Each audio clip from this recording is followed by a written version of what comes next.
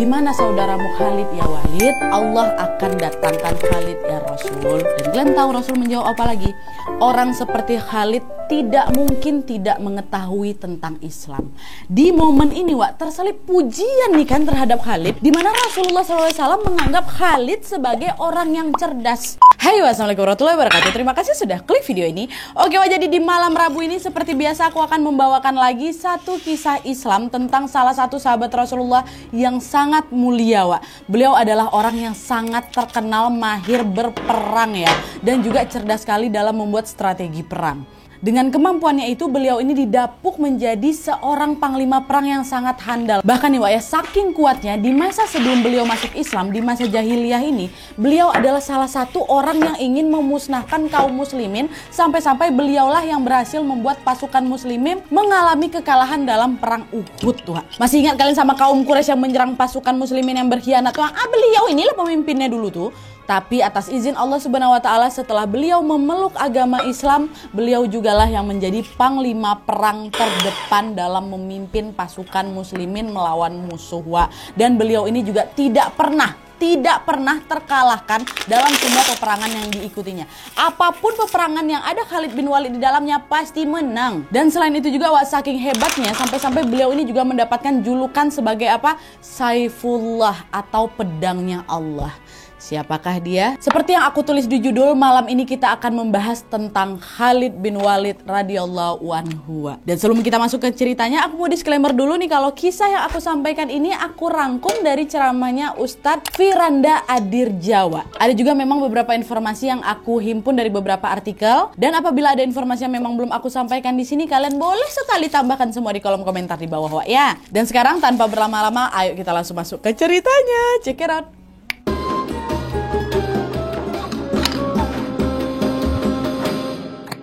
Jadi Khalid bin Walid radhiyallahu anhu ini adalah seorang panglima perang yang berasal dari Bani Makhzum Dan FYI, Bani Makhzum ini adalah bagian dari suku Quraisy yang juga merupakan kabilahnya musuh terbesar umat muslim, yaitu siapa? Abu Jahal. Nah, Bani Makhzum ini saingannya siapa? Bani Hashim, yaitu kabilahnya Rasulullah SAW. Nah, Khalid bin Walid ini lahir dari seorang ibu yang bernama Lubabah dan ayahnya bernama Walid bin Mughirah. Nah, di kalangan Bani Makhzum itu keluarga mereka ini bisa dibilang sangat terpandang kali gitu. Ayahnya Khalid bin Walid ini merupakan salah satu petinggi kaum kafir Quraisy di Bani Makhzum ini, dan juga dikenal memiliki harta yang sangat melimpah ruah. Sampai-sampai nih saking banyaknya uang mereka nih setiap kali mereka menjamu tamu, terlebih lagi pada saat musim haji nih mereka akan melarang orang-orang Quraisy lainnya yang ada di Mekah itu untuk menyalakan api.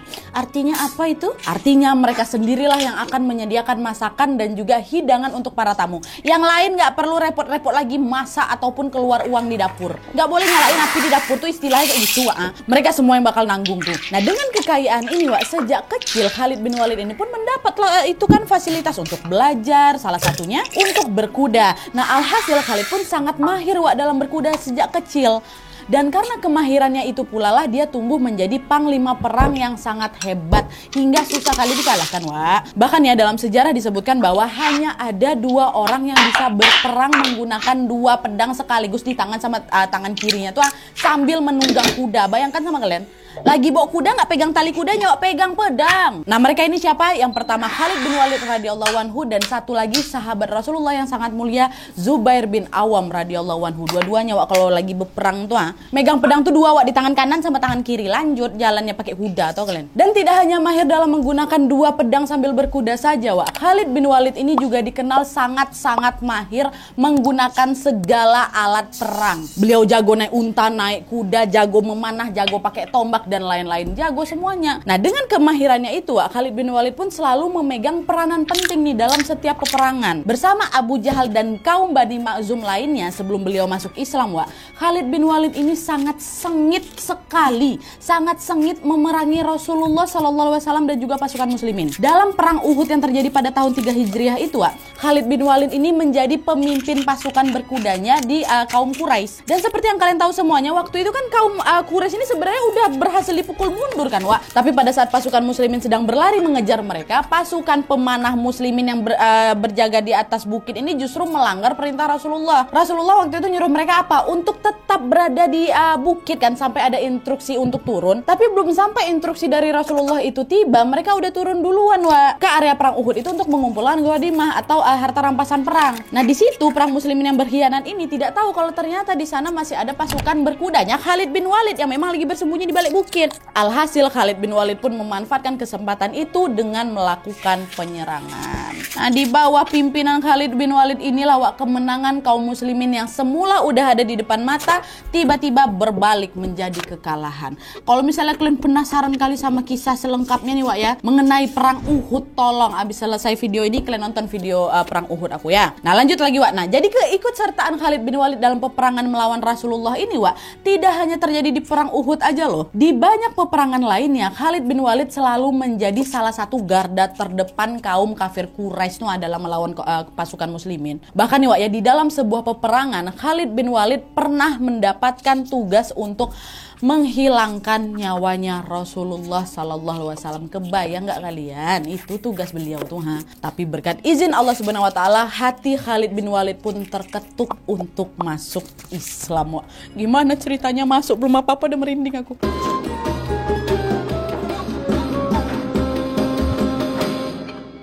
Nah, jadi, Wak, setelah perang Uhud berakhir, perseteruan antara kaum kafir Quraisy dan juga pasukan muslimin ini masih terus berlanjut ya, sampai bertahun-tahun ke depan. Nah, sampai pada akhirnya, Wak, di tahun 6 Hijriah terjadilah satu peristiwa besar ketika Rasulullah SAW ingin berangkat umroh nih bersama para sahabat. Sahabat dihadanglah sama kaum Quraisy, ya kan? Tapi belum masuk Mekah kali, Wak, tepatnya di wilayah Hudaybiyah, udah dihadang mereka nih. Nah, pada saat itu, Wak, kaum Quraisy mengira bahwa Rasulullah SAW ini datang ke sana untuk berperang dengan mereka. Mengingat di perang Khandak, Wak, ini adalah perang yang terjadi setahun sebelumnya, itu tahun 5 Hijriah berarti. Nanti insya Allah aku bahas soal perang Khandak nih, Wak, ya, seru kali memang. Nah, di perang Khandak ini mereka nggak jadi perang gara-gara apa? Kaum Quraisy ini gagal menembus kota Madinah setelah pasukan muslimin apa? Membentengi Madinah dengan parit besar, ya kan? Mereka pikir waktu itu Rasulullah datang ingin perang lagi, padahal bukan nih, Rasulullah pengen datang ke Mekah untuk umroh. Nah, karena perjalanan Rasulullah dan para sahabat ini dihadang, Wak, dari sana lahirlah sebuah kesepakatan yang disebut sebagai apa? Kesepakatan Hudaybiyah, di mana isi perjanjian ini adalah kaum muslimin harus pulang ke Madinah dan baru boleh melaksanakan umroh tahun depannya lagi, which is tahun 7 Hijriah. Itu pun cuma boleh menetap di Mekah 3 hari ya, Jawa. Dan selain itu, Wak, perjanjian tersebut juga berisi larangan berperang bagi kaum muslimin dan juga kaum musyrikin selama 10 tahun ke depan, alias mereka ini harus melakukan gencatan senjata selama 10 tahun itu. Dan akhirnya sesuai dengan perjanjian Hudaybiyah itu, barulah setahun kemudian pada tahun 7 Hijriah Rasulullah dan para sahabat balik lagi nih ke Mekah untuk umroh. Nah, di saat yang sama, Wak, saudaranya Khalid bin Walid yang bernama Al-Walid bin Walid ternyata nih udah masuk Islam. Dan beliau juga ikut umroh, Wak, bersama Rasulullah. Jangan kebalik, Wak, ya. Khalid, ada Walid. Ini sama-sama bersaudara, tapi aku kurang tahu Walid ini adalah abang atau adik laki-lakinya Khalid. Yang penting mereka bersaudara lah gitu. Nah, Walid ini masuk Islam duluan dibanding Khalid, ya. Nah, Walid ikutlah ini kan bersama rombongan Rasulullah untuk umroh. Nah, pada saat sedang melakukan umroh, Wak, Rasulullah bertanyalah kepada Walid, di mana saudaramu Khalid, ya Walid? Maksud Rasulullah tuh mana saudaramu, kok dia nggak masuk Islam, kayak gitulah, Wak. Nah, pada saat itu Walid menjawab, Allah akan datangkan Khalid, ya Rasul. Dan kalian tahu Rasul menjawab apa lagi? Orang seperti Khalid tidak mungkin tidak mengetahui tentang Islam. Di momen ini, Wak, terselip pujian nih kan terhadap Khalid, di mana Rasulullah SAW menganggap Khalid sebagai orang yang cerdas. Rasulullah juga lanjut bilang lagi, kalau seandainya dia menjadikan kehebatan dan kecerdasannya dalam bertempur untuk kaum muslimin, maka itu lebih baik bagi dia. Dan kami akan mengedepankan dia daripada yang lainnya. Aduh, merinding aku. Nah, melalui ucapan tersebut, Wak, selain memuji kecerdasan Khalid bin Walid, Rasulullah juga sebenarnya memuji kehebatan Khalid bin Walid dalam berperang. Kebayang nggak kalian, Wak? Khalid yang belum masuk Islam aja nih udah dapat 2 pujian langsung dari Rasulullah. Padahal Rasulullah tahu Khalid ini selalu berada di garda terdepan kaum Quraisy pada saat menyerang pasukan muslimin, ya kan. Nah, mendengar pernyataan Rasulullah seperti itu, seketika Al-Walid langsung tercengang, terkesima. Saudaraku loh mau bunuh kamu, tapi kamu malah memuji saudaraku. Dan kalau Rasulullah sudah berkata demikian, itu pasti terjadi. Pasti ada jalan Khalid ini bisa masuk Islam, ya kan. Akhirnya, Wak, nggak pakai lama, Al-Walid pun pun langsung mencari keberadaan saudaranya ini Khalid bin Walid. Nah karena setelah dicari-cari di sekitar Mekah itu tetap nggak ketemu, akhirnya Al-Walid nulis surat lawa untuk Khalid. Nah surat itu kurang lebih isinya kayak gini. Wahai saudaraku, aku tidak pernah melihat yang lebih aneh dari dirimu selain engkau tidak masuk Islam. Padahal kau cerdas. Bagaimana mungkin kecerdasanmu menghalangi kamu dari Islam? Aku tidak pernah heran seperti ini. Apakah ada orang yang tidak mengerti tentang indahnya Islam? Perlu kau ketahui, sesungguhnya Rasulullah telah bertanya padaku tentangmu. Ucapan ringannya kayak gini lah, Wak. Wahai abangku, kenapa kau dengan kecerdasan ini gak bisa terima Islam? Aneh aku lihat kamu tuh, kayak gitulah, Wak. Dan di dalam surat itu Al-Walid juga menceritakan dengan detail nih isi percakapan beliau dengan Rasulullah kan, Wak, tentang bagaimana Rasulullah SAW memberikan pujian terhadap Khalid. Udah diselesaikan surat itu, dikirimlah ke Khalid bin Walid. Nah pas Khalid membaca surat itu, Wak, seketika langsung di situ hati Khalid terenyuh, Wak. Beliau tidak menyangka kalau Rasulullah SAW sebagai pemimpin kaum muslimin yang bahkan pernah dia coba mau menghilangkan nyawanya, ternyata malah mencarinya dan bahkan memujinya. Dari situlah, Wak, muncul keinginan dalam benak Khalid bin Walid kan untuk apa? Masuk Islam. Nah keinginannya beliau ini, Wak, semakin memuncak ketika juga beberapa saat kemudian Khalid bin Walid ini bermimpi sesuatu yang tidak pernah dia mimpikan sebelumnya.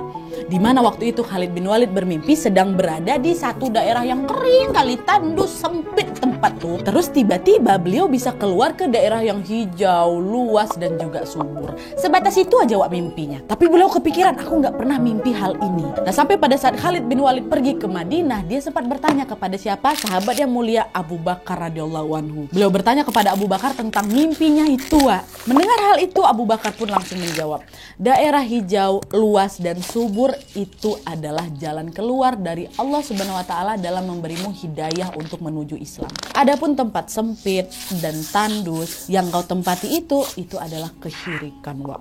Mendengar jawaban Abu Bakar, hati Khalid bin Walid ini makin mantap lagi buat masuk Islam, tau kalian. Dan kebetulan pula, Wak, pada saat itu Khalid pergi menghadap Rasulullah SAW ini nggak sendirian, Wak, melainkan bersama Utsman bin Tolhah, anak dari Tolhah bin Ubaidillah, dan juga Amr bin Ash, di mana mereka berdua ini pun sama-sama sudah ingin masuk Islam. Nah akhirnya berangkatlah itu mereka bertiga ke hadapan Rasulullah SAW dan langsung bersyahadat, Allahu Akbar, Allahu Akbar. Dan setelah Khalid bin Walid menyatakan keislamannya, Wak, Rasulullah pun segera berkata, segala puji bagi Allah yang telah memberi petunjuk kepada kalian. Sungguh aku telah melihat kecerdasan pada dirimu dan aku berharap kecerdasanmu tidak mengantarkan engkau kecuali pada kebaikan. Mendengar ucapan Rasulullah, Khalid bin Walid pun langsung menjawab, ya Rasulullah, mohonkanlah ampunan bagiku atas segala kesalahan yang pernah aku lakukan di zaman jahiliyah yang membuatku menghalangi manusia dari jalan Allah Subhanahu wa taala. Dan Rasulullah langsung bilang, Wak, Islam akan menghapuskan seluruh dosa-dosa yang ada padamu sebelumnya. Dan setelah berkata demikian, Wak, Rasulullah pun segera langsung berdoa kepada Allah Subhanahu wa taala, ya Allah, ya Tuhanku, ampunilah Khalid bin Walid atas segala kesalahan yang pernah dia lakukan yang menghalangi manusia dari jalannya. Ya Allah, Wak, kebayang gak kalian, Wak, gimana rasanya dimintakan ampunan langsung sama Rasulullah SAW? Nabi Muhammad sendiri loh yang minta ke Allah untuk mengampuni dosa-dosanya Khalid. Nah momen masuknya Khalid bin Walid ke dalam agama Islam ini, Wak, terjadi tepat 2 bulan sebelum pecahnya perang Mu'tah. Perang pertama yang melibatkan Khalid bin Walid dalam barisan kaum muslimin. Sebuah perang yang juga memperlihatkan betapa cerdas dan tangguhnya Khalid bin Walid dalam memimpin pasukan, Wak. Aduh, penasaran kalian sama bagaimana peran Khalid dalam perang Mu'tah ini? Simak, masuk, seru kali.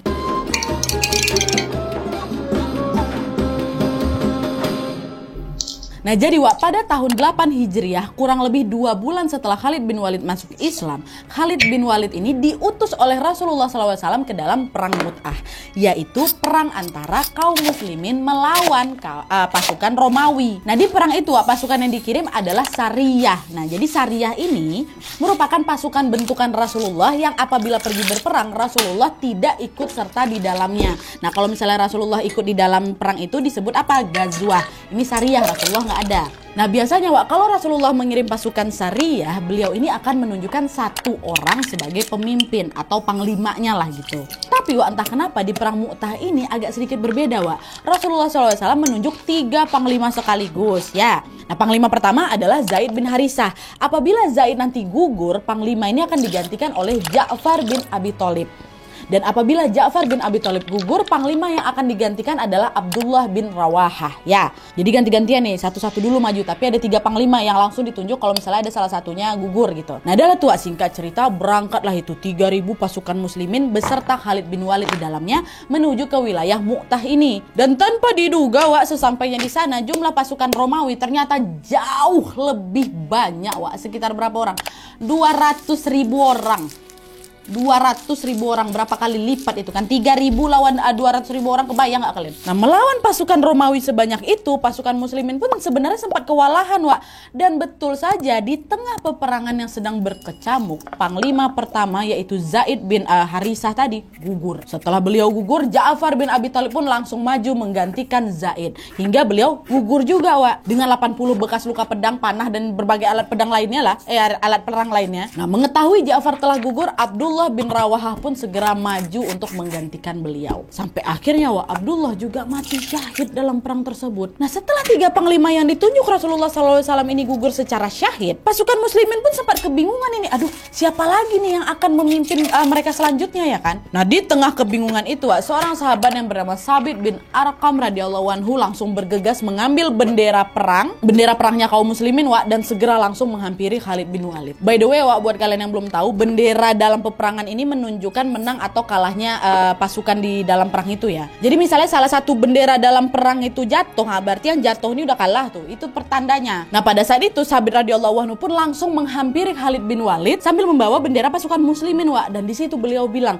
aku tidak akan mengambil bendera ini kecuali untuk engkau ya Khalid bin Walid. Nah mendengar ucapan Sabit bin Arqam Wak, seketika Khalid langsung menolak. Tidak, saya tidak mau menerimanya. Engkau lebih tua dari ibuku ya Sabit, dan engkau pernah ikut perang Badar. Nah di momen itu Khalid bin Walid ini merasa bahwa Sabit bin Arqam lah yang lebih cocok untuk menjadi panglima selanjutnya. Pengalaman beliau lebih banyak dan secara ketakwaan beliau juga kan lebih dulu nih masuk Islam dibanding Khalid bin Walid ya kan, yang baru 2 bulan kok masuk Islam ya. Nah mengetahui penolakan Khalid, Sabit bin Arqam pun langsung bilang, wahai Khalid, engkau lebih paham daripada aku dalam masalah peperangan. Ambillah bendera ini. Akhirnya Wak, setelah Sabit mengatakan hal demikian, Khalid bin Walid pun langsung menerima bendera itu, dan juga tidak ada satupun pasukan muslimin yang ada di perang Mu'tah itu protes. Tidak ada, setuju semuanya. Semua pasukan muslimin yang ikut serta di perang Mu'tah itu mengakui bahwa Khalid bin Walid lah yang paling hebat dan jago dalam berperang. Nah terus kenapa Wak Rasulullah nggak langsung nunjuk Khalid bin Walid aja jadi panglima sejak awal? Nah ternyata Wak, hal itu memang dilakukan Rasulullah untuk menjaga perasaan para sahabat lainnya. Karena apa? Karena Khalid dalam segi usia jauh lebih muda daripada mereka. Dan Khalid juga belum lama kan masuk Islam. Apabila panglima yang ditunjuk beliau dalam perang ini gugur, Rasulullah tahu kok bahwa Khalid bin Walid lah yang pasti akan maju menggantikan mereka. Tapi Rasulullah ingin penunjukan Khalid bin Walid menjadi panglima dilakukan secara langsung oleh mereka atas kesepakatan para sahabat sendiri. Dan itulah yang akhirnya betul-betul terjadi di perang Mu'tah. Rasulullah tuh menjaga perasaan sahabat-sahabat lainnya, tapi tanpa mereka duga setelah semua panglima mereka gugur, mereka sendirilah yang memilih Khalid bin Walid, sesuai juga dengan keinginan Rasulullah sebenarnya ya. Ketika perang Mu'tah ini masih terus berlangsung, Rasulullah SAW sebenarnya sudah mendapatkan kabar mengenai peperangan tersebut melalui perantara wahyu. Rasulullah pun akhirnya memanggil para sahabat yang memang ada di Madinah untuk menceritakan jalannya perang Mu'tah kepada mereka semua di sana. Dan disitulah Rasulullah baru mengetahui bahwa ternyata 3 panglima perang yang beliau tunjuk telah mati syahid dalam perang Mu'tah. Saat mengatakan hal tersebut, Rasulullah SAW sampai nangis. 3 panglima yang gugur itu adalah betul-betul sahabat Nabi yang sangat mulia dan dicintai oleh Rasulullah. Dan pada saat itu beliau juga sempat meminta para sahabat untuk memohon ampunan bagi 3 panglima yang telah gugur. Nah setelah Rasulullah meminta para sahabat untuk memohonkan ampunan bagi mereka bertiga, beliau pun melanjutkan cerita. Di mana dalam cerita itu Rasulullah SAW menyampaikan sesuatu yang betul-betul membuat hati kita semuanya bergetar. Di situ Rasulullah bilang, setelah mereka gugur, maka kemudian bendera muslimin pun akan diambil oleh pedangnya Allah, Khalid bin Walid. Dengan apa yang disampaikan oleh Rasulullah itu, julukan Saiful langsung resmi, langsung tersemat dalam diri Khalid bin Walid. Langsung dikasih julukan pedangnya Allah. Orang yang dulu mau hancurkan kaum musliminnya, dengan izin Allah beliaulah yang ditunjuk sebagai pedangnya Allah. Pedang. Orang yang dulunya sangat gencar memerangi Islam sekarang justru berubah menjadi pedangnya Allah dan juga menjadi salah satu sahabat Rasul yang sangat mulia, Masya Allah. Aku kalau misalnya cerita soal perang nih macam mau ikut aku, Wak. Mau ikut berperang. Nah, oke, Wak, balik lagi nih ya ke perang Mu'tah. Dalam sebuah riwayat, Wak, disebutkan bahwa Khalid bin Walid sampai menghabiskan 9 pedangnya dalam peperangan itu. Pedang pertama patah, lanjut lagi ganti pedang kedua patah, lanjut pakai pedang ketiga, gitu terus, Wak. Sampai hanya menyisakan 1 pedang dari Yaman yang digunakan oleh Khalid bin Walid dalam melanjutkan peperangan. Pertempuran terus berlangsung, Wak, sampai tibalah ini malam hari kan. Nah, kalau seandainya malam sudah tiba, Wak, pertempuran atau peperangan ini wajib dihentikan sementara untuk mereka beristirahat. Itu memang adabnya, aturannya kayak gitu. Nah, Khalid bin Walid pun memanfaatkanlah waktu malam ini untuk merancang strategi perang, Wak. Nah, ini masuk ke strategi beliau, Wak, ya. Dengan kecerdasannya beliau memutuskan untuk membagi dan merombak barisan pasukan muslimin. Nanti pasukan yang ada di sebelah kanan dipindahkan ke kiri. Pasukan yang awalnya ada di depan dipindahkan ke belakang. Yang belakang ke depan. Yang kiri ke kanan. Ditukar, Wak. Nah, hal ini dilakukan untuk apa? Untuk mengelabui pasukan Romawi. Jadi nanti nih ceritanya pas mereka udah kembali berperang, pasukan Romawi ini pasti bakal terkaget-kaget ketika mereka menyadari bahwa kok pasukan yang ada di hadapan aku mukanya beda, kok bukan yang kayak tadi, kok bukan kayak sebelumnya. Nah, karena orangnya beda, Wak, nantinya mereka pasti akan mengira sudah datang lagi nih bantuan baru berupa tambahan pasukan muslimin sehingga jumlahnya pasti bakal makin banyak nih. Kamu kayak udah beda ya, datang pasukan baru, orang ini mah datang bantuan lain nih, kayak gitu, Wak, biar mereka panik. Dan untuk membuat skenario itu semakin meyakinkan lagi, Wak, Khalid bin Walid meminta pasukan muslimin ini untuk maju secara bertahap, satu persatu. Satu pasukan bertempur dan beberapa saat kemudian baru disusul sama pasukan lainnya gitu loh dari belakang, Wak. Jadi makin kelihatan seolah-olah ada tambahan pasukan yang datang lagi gitu loh, Wak. Dan gak cuman itu aja, Khalid bin Walid ini juga memerintahkan seorang sahabat untuk menunggangi kuda, terus disuruh berputar-putar di bagian belakang pasukan dan sambil terus melantunkan takbir. Allahu Akbar, Allahu Akbar, Allahu Akbar. Nah, karena kuda itu terus berputar-putar di sana, Wak, kan nanti debu-debu di pasir-pasir itu kan berterbangan ke segala arah kan. Nah, debu-debu yang berterbangan ditambah lagi dengan lantunan takbir yang terus berkumandang ini pastinya akan membuat pasukan Romawi mengira bahwa pasukan muslimin yang lagi berperang ini kok jumlahnya jadi makin banyak nih. Pasti mereka bertempur dengan sangat sengit sampai kok debunya bisa berterbangan kayak gini. Mau bikin Romawi itu panik, Wak, padahal cuma 1 orang aja yang keliling. Allahu Akbar, Allahu Akbar, debu-debu naik, orang tuh udah panik. Datang lagi orang kayak gitu, Wak, maksudnya. Masya Allah, cerdas sekali strategi Khalid bin Walid. Aku jujur merinding, Wak, waktu cerita bagian sini nih. Nggak kepikiran sama aku, terpikir sama Khalid, Masya Allah. Dan betul aja, Wak, besok paginya ketika perang nih dimulai kembali maksudnya. Strategi yang sudah diatur sama Khalid bin Walid radhiyallahu anhu itu pun betulan dilaksanakan, Wak. Pasukan Romawi seketika tercengang semua waktu mereka maju. Kok beda muka orang nih, aduh, nambah pasukan baru lagi nih. Baru lagi berperang tangtung-tangtung. Datang lagi dari belakang. Allahu Akbar, Allahu Akbar, makin panik lah mereka. Akhirnya bahwa mereka pun jadi kewalahan dalam melawan pasukan muslimin yang mereka anggap sangat berani dan tidak takut mati itu. Yang kemarin aja susah dikalahkan, kok apalagi sekarang ada tambahan pasukan baru nih. Di situ pasukan Romawi makin gak berani, Wak, kicep mereka semua. Padahal orangnya itu aja tuh. Disitulah Khalid bin Walid pun memanfaatkan situasi tersebut dengan perlahan-lahan menarik mundur pasukannya. Nah, di sisi lain pasukan Romawi yang udah terlanjur ketakutan ini nggak ada yang berani ngejar pasukan muslimin, Wak, nggak ada. Kabur mereka langsung balik kampung. Dan atas izin Allah, alhamdulillahnya Khalid bin Walid pun berhasil membawa pulang pasukan muslimin dengan selamat ke Madinah. Dari peperangan itu, Wak, jumlah korban dan kerugian dari pihak Romawi itu jauh lebih banyak lagi, padahal mereka 200.000 orang, kalah sama yang 3.000. Dan di perang Mu'tah ini Allah Subhanahu wa taala menganugerahkan kemenangan di tangan kaum muslimin melalui sang pedangnya Allah, sahabat yang mulia yaitu Khalid bin Walid radhiyallahu anhu. Masya Allah. Nah, perang Mu'tah inilah Wak yang menandai awal bergabungnya Khalid bin Walid dalam pasukan muslimin. Setelah perang Mu'tah Wak, beliau masih terus tuh berpartisipasi di banyak perang lainnya. Beberapa di antaranya yaitu menaklukkan pasukan Bizantium dalam perang Yarmuk, melawan pasukan Nabi palsu Musailamah al-Khazzab dalam perang Yamamah, terus ada lagi perang Riddah, perang Hunain, pengepungan Taif, pertempuran Tabuk, penaklukan kota Persia dan Romawi, dan masih banyak lainnya. Ada Khalid bin Walid dalam situ Wak, menang semua. Dan beberapa sumber lain menyebutkan bahwa semasa hidupnya Wak, Khalid bin Walid ini telah ikut serta dalam lebih dari 100 pertempuran. Dan yang luar biasanya lagi adalah dalam semua pertempuran yang dipimpin oleh beliau atau ada beliau di dalamnya, tidak ada satupun yang kalah Wak. Tidak ada, menang sadonyo, menang semuanya. Itulah kenapa Khalid bin Walid ini disebut-sebut sebagai panglima perang yang tidak terkalahkan. Beliau juga masih terus dipercaya menjadi panglima perang bahkan setelah Rasulullah SAW wafat dan berlanjut ke masa kekhalifahan Abu Bakar dan juga Umar bin Khattab.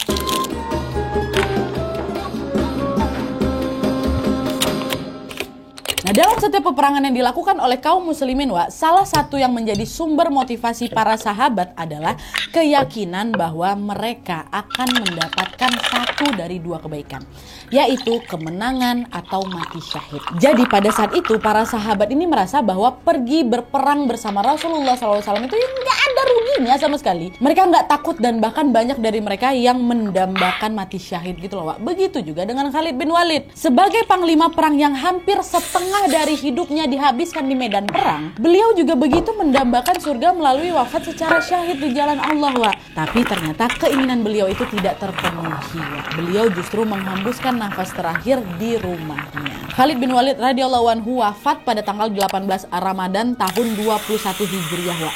Beliau meninggal secara wajar lah gitu, bukan gara-gara sakit ataupun luka perang, tidak. Pada saat itu beliau sedang terbaring di kamarnya dan mulai merasakan pedihnya sakratul maut. Nah, di saat yang bersamaan Wak, pada saat beliau sakit ini, beberapa sahabat pun sedang berkumpul lah di rumah beliau untuk menjenguk. Mereka ini macam mau mengantarkan sang panglima perang Khalid bin Walid ini gitu loh Wak, yang akan berpulang ke hadapan Allah gitu. Nah, pada saat Khalid bin Walid sedang dikelilingi oleh sahabat-sahabat beliau ini Wak, beliau tuh sempat menyampaikan satu keluhan gitu. Di situ beliau bilang, aku telah turut serta dalam 100 perang atau kurang lebih demikian. Tidak ada satu jengkal pun di tubuhku kecuali terdapat bekas luka, pukulan pedang, hujaman tombak atau tusukan air panah. Tapi lihatlah aku sekarang, aku akan wafat di atas tempat tidurku seperti seekor unta tua yang sudah tidak berdaya. Nah, mengutip pernyataan beliau yang bilang tidak ada satu jengkal pun di tubuh aku yang tidak luka, memang betul Wak, di tubuhnya Khalid itu luka semua badannya itu gara-gara perang. Bekas-bekas luka tuh bahkan nggak ada yang lebih dari satu jengkal tuh kalian. Ibaratnya satu jengkal dari sini ke sini kan. Ini luka, ini luka, ini luka, ini luka. Kayak gitu. Separuh hidupnya untuk berperang di jalan Allah kok Wak, Masya Allah. Tapi pada saat beliau mengalami sakratul maut, beliau terbaring gitu di tempat tidur dan beliau tuh seperti agak menyayangkan lah keadaan seperti itu. Macam unta lagi tertidur, macam unta tua yang sedang terbaring gitu kan. Nah, mendengar Khalid bin Walid yang sedang bersedih itu, seorang sahabat pun menjawab Wak. Dan ini adalah salah satu part yang paling bikin aku merinding Wak. Kalian tahu sahabatnya ini bilang apa? Beliau bilang, wahai Khalid, engkau adalah pedangnya Allah dan Allah tidak rela pedangnya dipatahkan oleh musuh. Masya Allah, itu katanya Wak. Dan betul Wak, setelah mendengar jawaban dari sahabatnya ini, seketika kesedihan yang semula dirasakan sama Khalid bin Walid sirna langsung. Beliau merasa macam terhibur gitu loh Wak. Allah tuh macam gak rela pedangnya itu patah di medan perang gitu, gak mau. Dan gak lama kemudian Wak, Khalid bin Walid pun berkata, wahai sahabatku, bantu aku berdiri. Bantu aku berdiri. Aku tidak rela nyawaku diambil dalam keadaan terbaring. Begitu kesatrianya beliau ini Wak, sampai-sampai ketika nyawa beliau hendak dicabut, Khalid bin Walid masih terus memperlihatkan betapa tangguhnya beliau. Oleh karena itu sahabat-sahabat pun langsunglah membantu Khalid bin Walid untuk berdiri, dan pada saat itu juga beliau langsung mengubah posisinya menghadap kiblat. Lalu dengan tenaga yang tersisa, begitu mantap dan juga sudah yakin, Khalid bin Walid pun berkata, ya Allah, kuserahkan diriku padamu. Dan betul aja Wak, nggak lama kemudian Khalid bin Walid pun wafat. Nah, pada saat itu meninggalnya Khalid bin Walid ini menimbulkan kesedihan dalam hati para sahabat. Bahkan Umar bin Khattab, Umar bin Khattab pun sampai nangis saking sedihnya tuh. Tapi di tengah kesedihan itu semua orang tahu bahwa beliau berpulang dengan meninggalkan banyak sekali cerita tentang keberanian, ketangguhan dan juga kecerdasan yang tidak perlu diragukan lagi gitu kan. Semoga kita semua selalu bisa meneladani beliau ya, amin ya rabbal alamin. Oke jadi itu tadi cerita tentang Khalid bin Walid, seorang sahabat Rasul yang mulia dan juga seorang panglima perang yang dijuluki sebagai Saifullah atau pedangnya Allah. Jujur cerita ini sangat-sangat membuat hati aku bergetar Emang betul ya, kalau hidayah Allah udah sampai, hati mana yang bisa nolak? Khalid bin Walid loh yang dulu paling depan dalam memerangi Islam yang bisa terketuk hatinya untuk bersyahadat Kontribusi beliau yang sangat besar pada agama Islam membuat Allah bahkan tidak rela beliau meninggal di tangan musuh. Sang pedangnya Allah ini betul-betul dijaga sampai-sampai tidak ada satupun musuh yang bisa mematahkannya. Dan sebenarnya masih ada banyak kali kisah inspiratif tentang Khalid bin Walid radhiyallahu anhu yang belum aku sampaikan di sini. Ada lagi tuh kisah tentang beliau yang kebal dari racun. Ada juga kisah pada saat beliau ini berhasil menumpaskan berhala Uzza, berhala yang dipuja kali sama kaum Quraisy. Masih banyak lainnya loh, tapi takut kepanjangan aku. Kalau misalnya kalian punya informasi tambahin aja semuanya di bawah ya. Oke jadi sekian dulu videonya. Terima kasih banyak yang sudah menonton. Kalau kalian suka video ini, klik like-nya. Jangan lupa komen di bawah video dan saran-saran untuk video selanjutnya. Jangan lupa nyalain notifikasinya supaya kalian tahu kalau aku upload video baru. And as always, jangan lupa untuk klik tombol subscribe supaya kalian sama-sama tahu informasi menarik dan menegangkan dari channel aku. See you next video, bye.